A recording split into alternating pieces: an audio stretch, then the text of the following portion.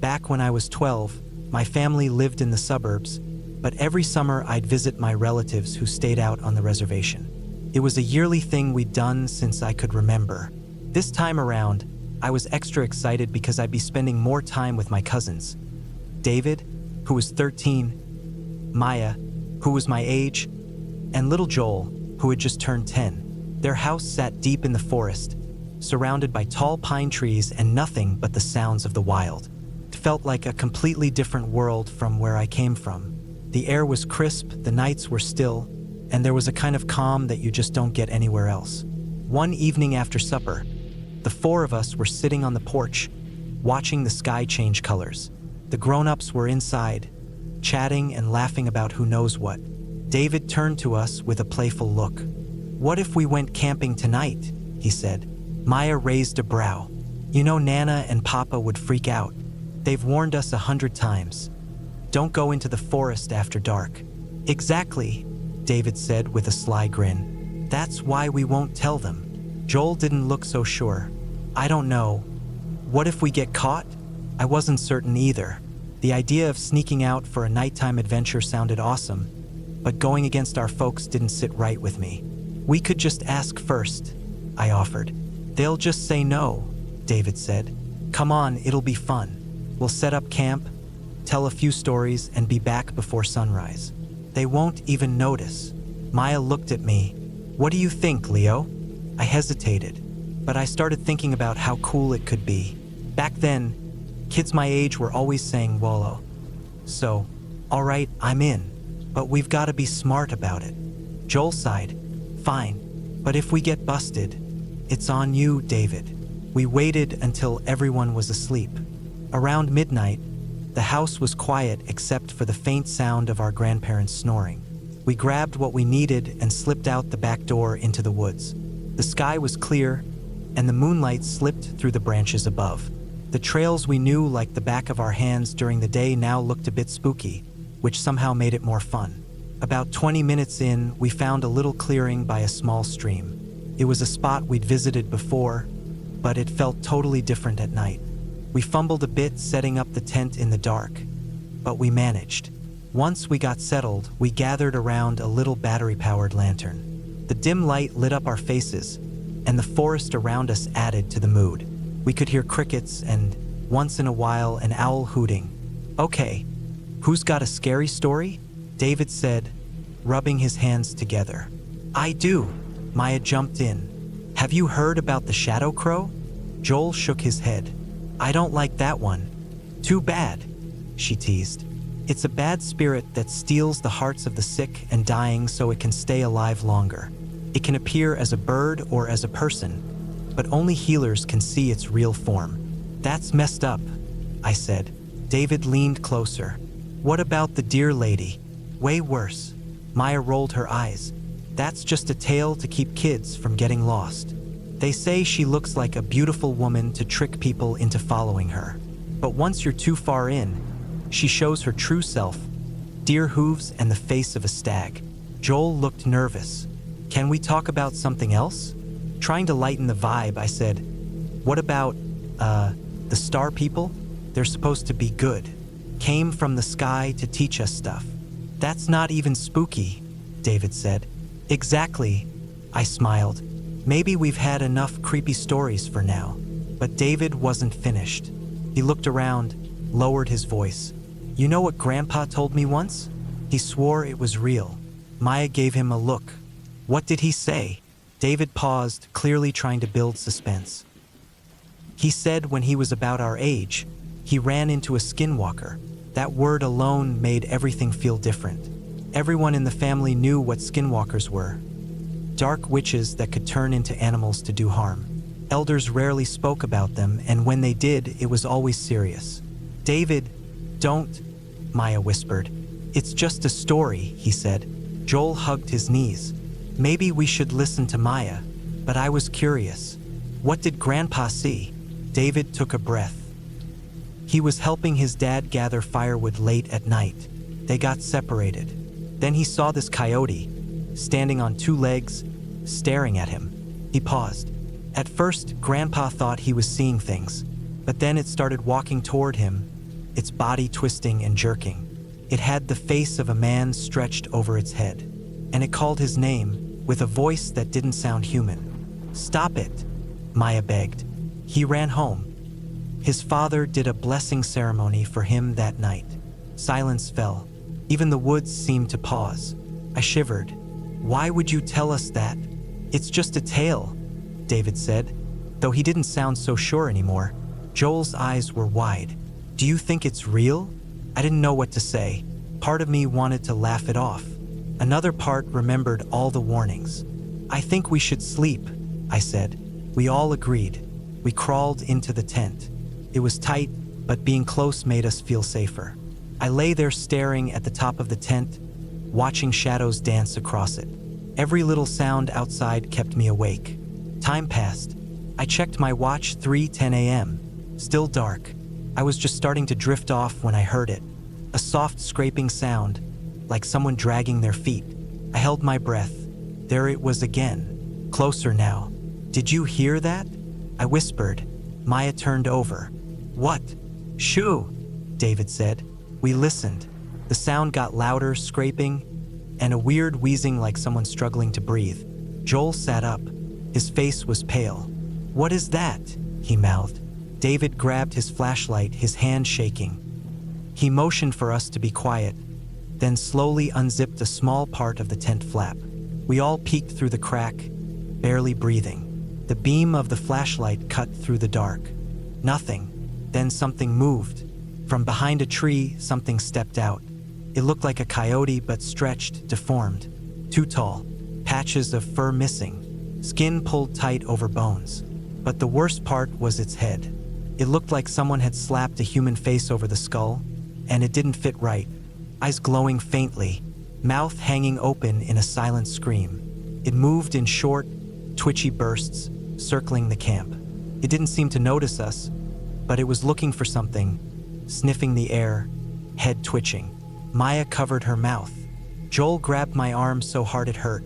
David zipped the flap back down and turned off the light. We scrambled to the back of the tent, hearts racing. "What do we do?" I whispered. "Stay still," David said. "Maybe it'll go." We sat there, huddled. The thing kept walking around the tent. We heard it breathing, harsh and raspy. Then came the worst part. "Help me!" A voice rasped from outside. Terror shot through me. It was mimicking a person, but it wasn't right. "Please help." Joel started crying. Maya squeezed his hand. "Don't say anything," David mouthed. The creature pressed against the side of the tent. We saw its shape. The smell hit us, rotting meat and something like burnt rubber. "Why won't you help me?" I shut my eyes tight and prayed. The breathing went on forever. Then it started fading. The sounds moved away. The wheezing got fainter. The normal forest sounds returned. But none of us moved. We were frozen in place, not daring to speak or even shift. The sun wasn't up yet, but the idea of stepping outside was terrifying. "Do you think it's gone?"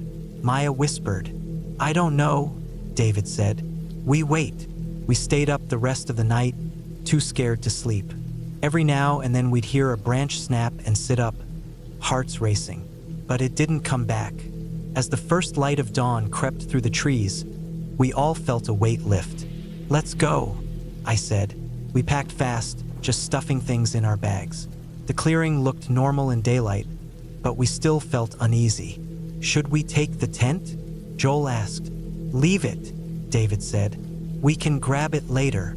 The walk home felt much longer. When we finally came out of the woods, our grandparents and parents were standing on the porch, waiting.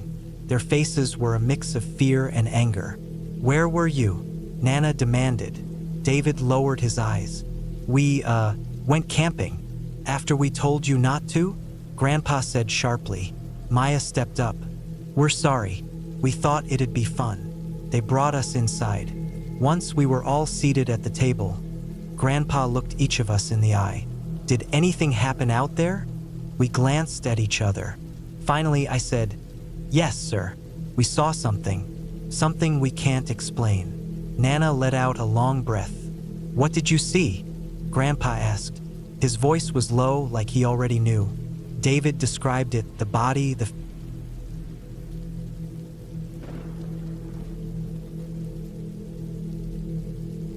I've been going back and forth about whether to talk about this, but it's been sitting heavy in my head.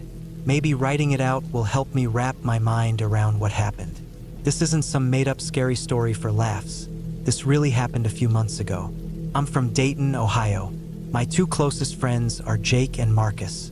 We've been tight since high school, played on the football team together, went to the same university, all that. Back in March, Marcus's father passed suddenly. It was a heart attack, no signs, no warning, just gone. Marcus took it harder than anything I'd ever seen. His dad had been his anchor. After the funeral, Marcus wasn't himself. He barely spoke, stayed in his room most of the time. Jake and I tried everything to cheer him up, but nothing worked. Then one evening, out of nowhere, Marcus called and said we should all go on a camping trip, just like we used to. He said he needed to get away from the city for a bit and clear his head. Jake and I were all in. A weekend outdoors sounded like a good idea. We picked Tar Hollow State Forest in southern Ohio. It's a huge area with deep woods and not too many folks around. Just the kind of quiet spot Marcus needed. Jake had recently bought a small RV camper. Not fancy, but it had the basics. A couple bunks, a tiny kitchen setup, and most importantly, heat for the cold nights. We packed up that Friday afternoon. Sleeping bags, gear, a cooler full of food and drinks, and hit the road. The drive was filled with the usual jokes and stories, but Marcus stayed quiet. We didn't press him. We let him have his space. Once we reached the woods, we veered off the main paths, hoping to find a spot far from any other campers. After bouncing down some old dirt roads, we found a clearing wrapped in tall pine trees. Felt right. We set up camp, built a fire, and grilled some burgers while swapping old stories. The sky was wide open, and the stars looked unreal. Jake, who's always been into stargazing, was grinning ear to ear. "Look at that sky," he said, lying back on a log. "You don't get this kind of view back home." "Yeah, it's wild," I said. Marcus even seemed to lighten up a bit. He sipped his beer and even cracked a few smiles. It was good to see him like that again. Around midnight, Jake had an idea. "I'm sleeping on the camper roof tonight," he said. "Not missing this view." "You're nuts," Marcus laughed. "Maybe," Jake shrugged, "but I've got the best seat in the house." I chuckled. "Just don't roll off, man." He grabbed his sleeping bag and climbed up. Marcus and I turned in and headed inside. The camper was small but snug. 2 bunks and barely enough room to stand up. I got into my bunk and started scrolling through my phone while Marcus lay across from me, staring up. "You okay?" I asked. He sighed. "Yeah, just thinking about my dad. He would have loved this." I nodded. "He was a good guy." "Thanks," Marcus said softly. We went quiet, and I started drifting off. Sometime later, I woke up to a light knocking sound. At first, I thought it was in my dream, but then it came again. Gentle tapping at the door. "Marcus," I whispered. "You hear that?" He stirred. "Hear what?" "Someone's knocking." We both listened. There it was, soft but steady. "Maybe it's Jake messing around," Marcus said. Right then, my phone buzzed. It was a text from Jake. "You guys awake?" "Yeah," I replied. "Are you knocking on the door?" "Nope, but I see someone near the fire pit." My stomach tightened. I showed Marcus the messages. He looked as confused as I felt. "What would kids be doing out here this late?" he asked. "No clue," I said. "Should we check it out?" He nodded. "We can't just ignore them." I called out through the door. Hey, can we help you?" A small voice answered. "Please, we need to use your phone."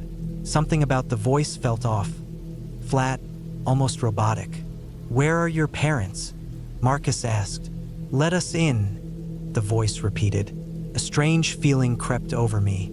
"We can call someone for you," I said. "Just give us the number."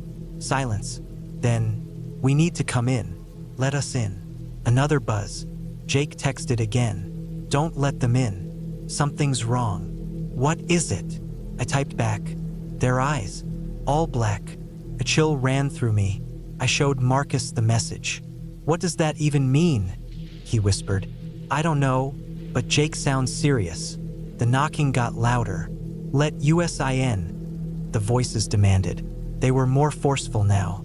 Look, we'll get help, I said, trying to sound calm. No, you need to invite us in, the voice replied. Why do you need an invitation? Marcus asked. We just want to come in, it said again, more pleading. Another buzz. They're acting weird, Jake wrote. Keep looking up at me. I don't think they can see me though. Should we call the cops? I typed ***. Maybe, but we're out pretty far, he responded. Marcus was getting nervous. What do we do? Keep the door locked, I said firmly. The knocking paused. Then we heard soft footsteps circling the camper. Slow, steady. They're walking around, Marcus whispered. We held still, listening to the leaves crunch beneath their feet. The steps stopped near one of the windows. Please, let us in. The voice came again. I peeked through the curtain. I could barely make out a small figure near the window. Why won't you let us in? The voice asked again, desperate. I didn't know what to say. My thoughts were spinning. Then came a light thump from above. Jake texted, "Oh God, they're climbing up here. Be careful," I replied quickly. One of them said something creepy, Jake wrote. It sounded like, "Your friends won't help you." I showed Marcus. This is seriously messed up. Agreed. We need to regroup. Let's get Jake inside. I cracked the door just enough to whisper, "Jake, come down." He quietly climbed down the ladder. As he touched the ground, one of the voices called out, "Now you've made a mistake." We rushed back inside and locked the door. What is going on? Marcus asked, wide-eyed. I don't know, Jake said, catching his breath. But those kids, their eyes, no whites, just pitch black. That's not even possible, I said. I'm telling you, I saw it. We sat there trying to figure out what to do. Maybe they're wearing contacts, Marcus offered. At midnight, in the middle of the woods, Jake shot back. For what a joke. Then my phone buzzed again. From an unknown number. You can't hide from us. I showed the guys. Did any of us give out our numbers? Marcus asked. No, Jake and I both said. Then how did they get it? He asked. I had no answer. The footsteps picked up again. Faster now, circling the camper. The voices returned, more angry than before. This is your last chance. Let us in. Don't answer, I whispered. We sat close together, not saying a word. Minutes dragged. Then everything went silent. No footsteps, no voices. Maybe they're gone, Marcus whispered. Maybe, Jake said, but he didn't sound sure. Peeked out again, nothing. Let's wait a bit more, I said. We stayed put for another 30 minutes. No more sounds. We started to breathe easier. Maybe it was a prank, Marcus offered, but he didn't believe it either. Who'd go this far for a prank? Jake asked. I'm not hanging around to find out, I said. Let's pack up. We quickly loaded our stuff, trying not to make any noise. Outside, the forest felt too quiet. The fire was nearly out, just a soft glow left. We were climbing into the camper when I heard it again. You think you're leaving? One of the voices, somewhere in the darkness. I turned around, but saw no one. Who's out there? I shouted. No answer. Let's go, Jake said urgently. We jumped in and Marcus started the engine. As we pulled away, the headlights lit up two small figures at the edge of the clearing. They looked like kids, but their faces were lost in the shadows. Did you see that? Marcus said, gripping the wheel tight. Just drive, I told him. We didn't stop until we reached a gas station almost 30 miles away. The lights were bright, and it felt like a safe place after what we'd seen. We got coffees and sat at a table. What the hell just happened? Marcus asked, hands shaking. I don't know, Jake said, but those weren't normal kids. I pulled out my phone and searched for anything that might explain it. That's when I found dozens of stories about kids with black eyes. Creepy accounts almost exactly like ours. Guys, look at this, I said, showing them. We read through the stories. People meeting strange black-eyed children who begged to be let into homes or cars. This can't be real, Marcus muttered. I know it sounds crazy.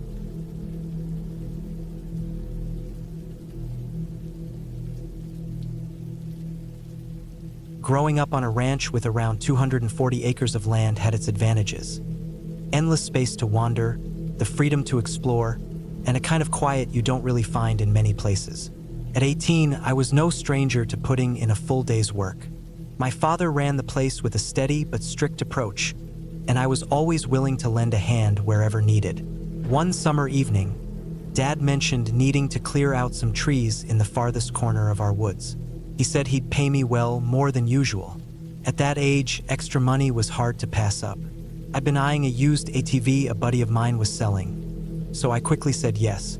The following morning, I loaded the truck with tools and supplies, hooking up everything to the heavy-duty trailer my dad let me use.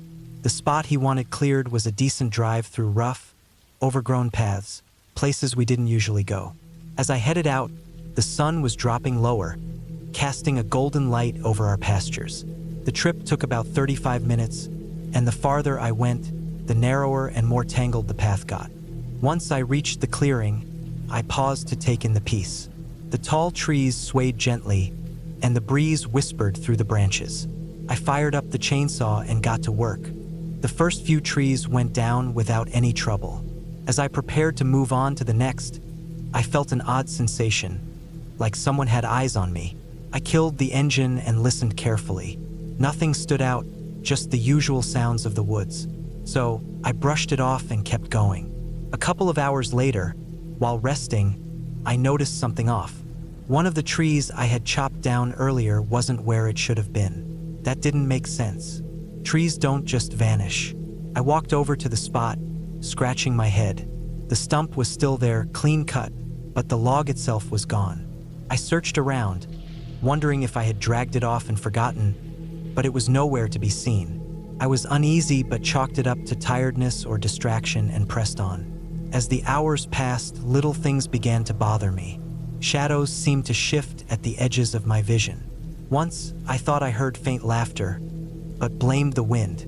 I should have been completely alone out there. The feeling of being watched never really left me. It only grew stronger as evening turned into night. Later, I sat down for a late meal.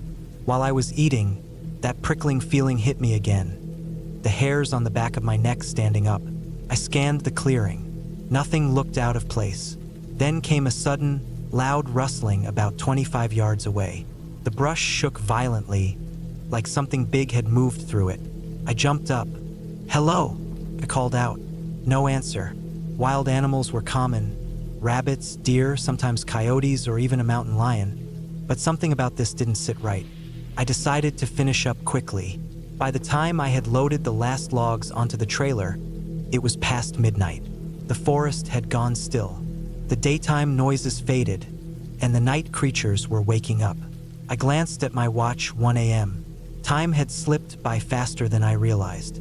I pulled out my phone and called home. My mom picked up on the second ring.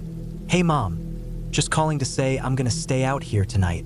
It's nice and quiet, and I don't feel like driving back in the dark."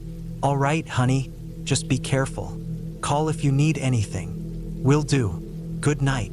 After hanging up, I got to work setting up a basic camp. I kept a tent and sleeping bag in the truck just for times like this. Once I had the tent set up near the truck, I lit a small fire and cooked some canned soup and sausages. Simple, but it hit the spot. As I ate, I opened a book my dad had loaned me, some nonfiction about early American settlers. My dad loved anything related to old folklore and history. After a while, I shut the book and tossed another log on the fire. The flames flickered calmly, but the peace didn't last long. I heard it again, a soft crunch of dried leaves, like someone stepping just beyond the edge of the firelight. I stared into the darkness. Just an animal, I told myself, but the sense of being watched came back stronger than ever. I decided it was time to sleep. I doused the fire, leaving a few glowing embers, then crawled into the tent. Lying there, I couldn't shake the feeling that something was out there. I told myself it was just nerves, that the strange things from earlier were messing with my head. Eventually, I drifted off. A loud thud snapped me awake. I shot up, heart racing. The sound came from near the truck. I held still, listening. There it was, breathing. Not steady or normal, something off about it. I unzipped the tent just a crack and peeked outside. The moon cast eerie shadows everywhere, but nothing looked unusual. Then I saw it, a figure slipping behind a tree. It was far too large to be any animal I'd seen around here. I froze, holding my breath. A moment later, it moved again, darting from one tree to the next, staying just outside of clear view. It was like it knew where I'd look and stayed one step ahead. Something about it felt oddly familiar, but I couldn't place it. I tried to calm down. Maybe I was imagining it. Grabbing my flashlight, I shined it toward the trees. All was still until that breathing returned, closer this time. I swept the beam around. Just for a second, I caught a glimpse, tall, skinny, and hunched, slipping behind another trunk. My hand trembled, the flashlight beam shaking. I knew right then I shouldn't be here. Slowly, I packed up the few things inside the tent, stepped out carefully, and moved toward the truck. The trailer was loaded heavy with logs. I climbed in, locked the doors, and turned the key. The engine roared, and I sighed with relief. But as I tried to drive, the truck struggled. The terrain and the heavy trailer made it hard to move. Panic set in. I knew I had to unhook the trailer. Driving fast with it was nearly impossible out there. I took a deep breath and climbed out into the dark.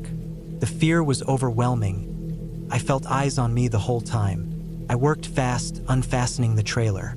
The metal clanked loud in the silence. Then came a low growl behind me. I didn't dare look back. With the trailer loose, I leapt into the truck and hit the gas. The tires spun, caught, and I sped off. Branches scraped the sides as I tore through the path. In the rear view, I saw something.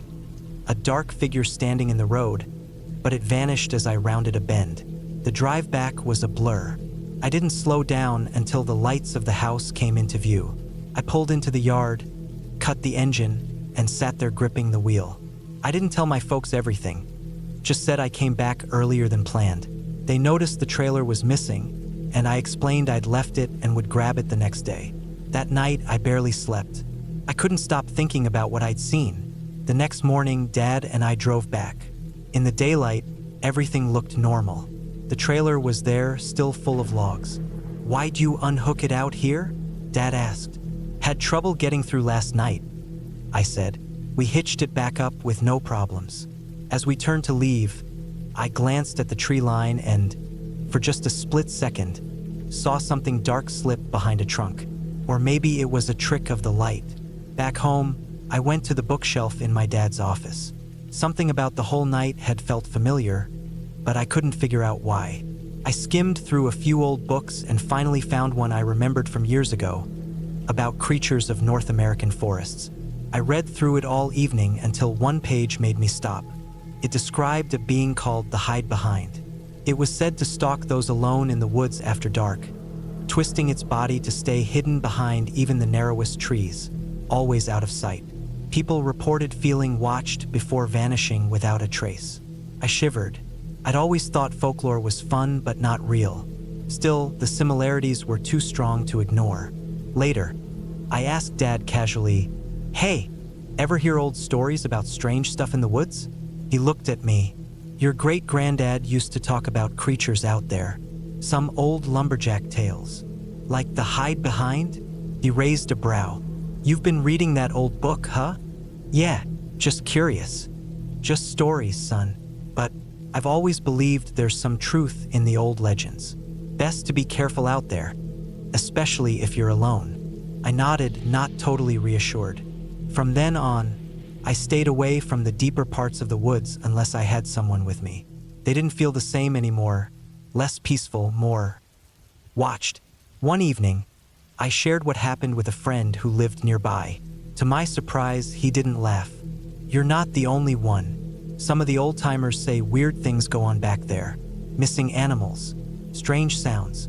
A lot of them won't even head into the woods after dark."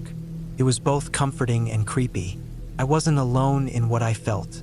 Even now, I move carefully around our land. The woods aren't what they used to be. They demand respect and a bit of fear. What about you? Think the hide behind is real? Ever come across something like it? Let me know.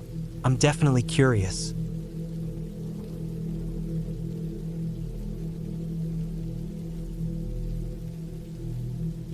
Last August, my friend Rachel and I decided to take a short trip to Spain. We had just finished college and wanted to do something a bit bold before diving into work life. We'd saved some money from weekend jobs and planned a 2-week backpacking adventure through the Spanish countryside. We started in Madrid, of course, taking in all the usual sights, the Royal Palace, the Prado Museum, the works, but both of us were more drawn to the quieter roads, so we went south toward the rural regions, hoping to experience what we called the real Spain. One area that stood out to us was a region called Verdasco. Rachel had read about it in some old thriller novel and got curious about the local tales of the creature of Verdasco, a beast said to have haunted the area in the 1700s. I'm pretty into old legends myself, so I was game. We arrived in a small town called Morona, tucked up in the hills. It was beautiful stone houses, narrow cobbled roads, and flowers in every window. The townsfolk were polite, but when we brought up the legend of the creature, they seemed uneasy. One older lady even made the sign of the cross and muttered something when she heard us mention it. Still, we weren't put off. We found a peaceful little inn to spend the night and mapped out a forest hike for the next day. The innkeeper, a man probably in his 50s, I'll call him Marco, warned us to stick to the official trails. People lose their way all the time, he said with a thick accent. And lately, the wild dogs have been more active. Wild dogs? Rachel asked, a bit too excited. Yes, but they keep their distance, he said. Just stay aware. The following morning, we packed up our gear, snacks, water, all the basics, and headed out. The woods were stunning. Tall trees reached out over us, and the scent of pine hung thick in the air. Birds chirped all around us, and it was every bit the escape we'd hoped for. That hike was the reason we planned the whole trip. Roughly 2 hours in, we came across an old, overgrown trail that didn't appear on our map. Rachel, always the one to chase adventure, wanted to follow it.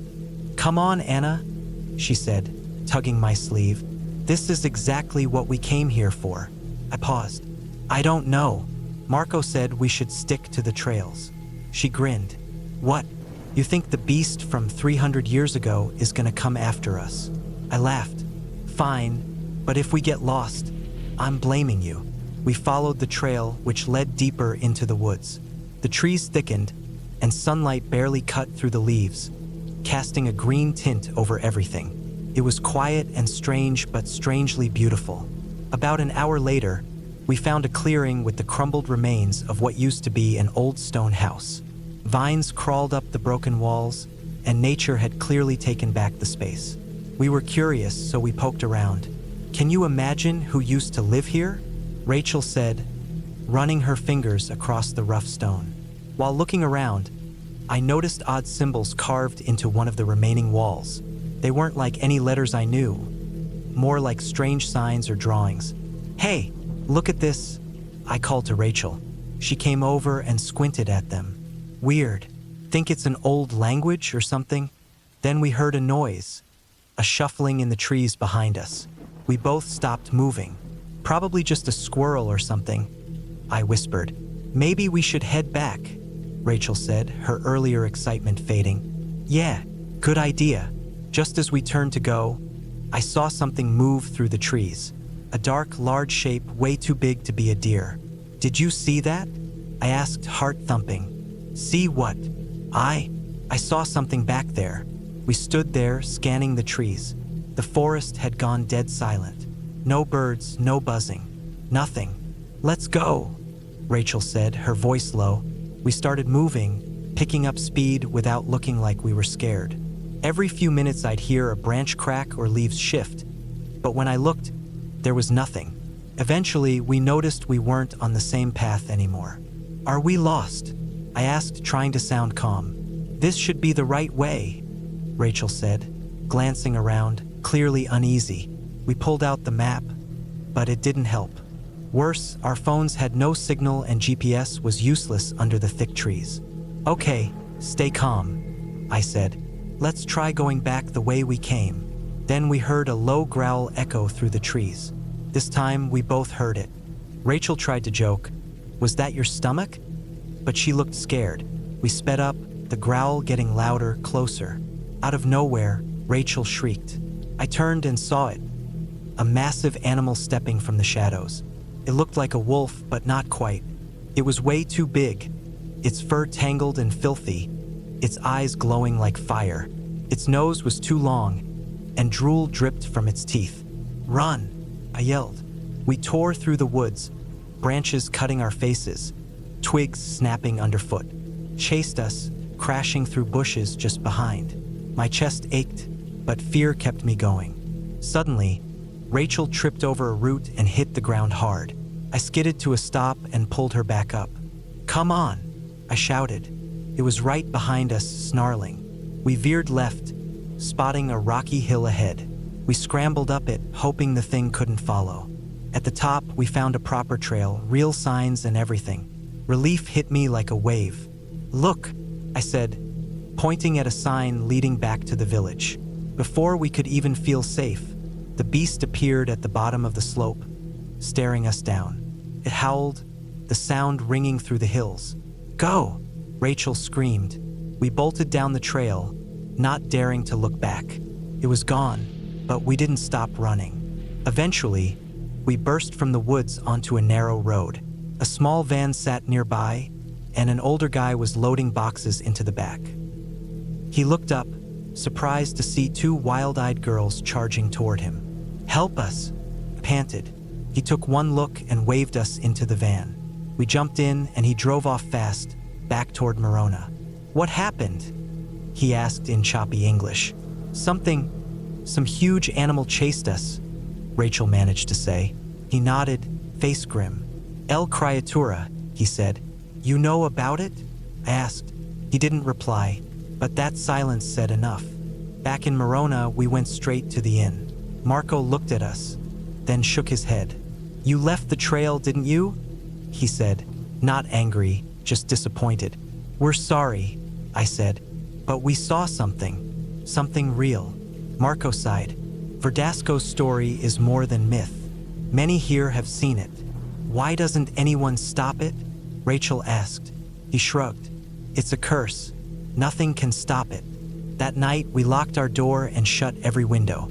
We didn't sleep much. By morning, we decided to head back to Madrid. As we were leaving, Marco handed us a small charm with a carved design. "For protection," he said. We thanked him and left, eager to put distance between us and those woods. Back in Madrid, surrounded by people and noise, it felt like a dream. But the nightmares that followed reminded me it wasn't. Even now, I sometimes dream of glowing yellow eyes and that terrible growl. Rachel and I don't really talk about it. When people ask about the trip, we stick to the usual stuff, the palace, the art, the tapas. No one would believe the other part anyway. But I wonder sometimes what else is out there in those far-off places. Things people don't talk about because they're too scared. And I can't shake the feeling that we were lucky to get out of Verdasco alive.